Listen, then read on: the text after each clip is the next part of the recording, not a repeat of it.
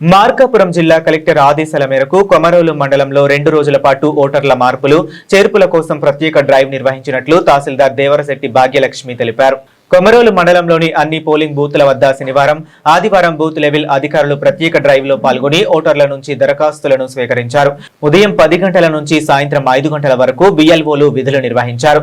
ఈ సందర్భంగా 18 సంవత్సరాలు నిండిన కొత్త ఓటర్ల నమోదు, ఒక నియోజకవర్గం నుంచి మరో నియోజకవర్గానికి ఓటు మార్పు, ఓటరు జాబితాలో పేరు, ఫోటో, చిరునామా తదితర వివరాల సవరణలకు సంబంధించిన దరఖాస్తులను స్వీకరించారు. కొమరోలు ప్రభుత్వ ఉన్నత పాఠశాలలో బిఎల్ఓలు రమణారావు, పాండు, శిరీష, రాజేష్ శివలక్ష్మి విధులు నిర్వహించగా కొమరోలు మండల ప్రాథమిక పాఠశాలలో హనీషా, హబీబ్ దరఖాస్తులను స్వీకరించారు. మండలంలోని అన్ని పంచాయతీల పరిధిలో బిఎల్ఓలు స్పెషల్ డ్రైవ్ లో పాల్గొన్నారు.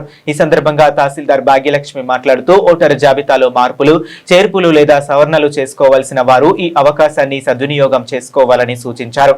అర్హత కలిగిన ప్రతి ఒక్కరూ ఓటరుగా నమోదు చేసుకోవాలని తెలిపారు. ఈ నెల 29, 30 తేదీల్లో మరోసారి స్పెషల్ డ్రైవ్ నిర్వహించనున్నట్లు తహసీల్దార్ వెల్లడించారు.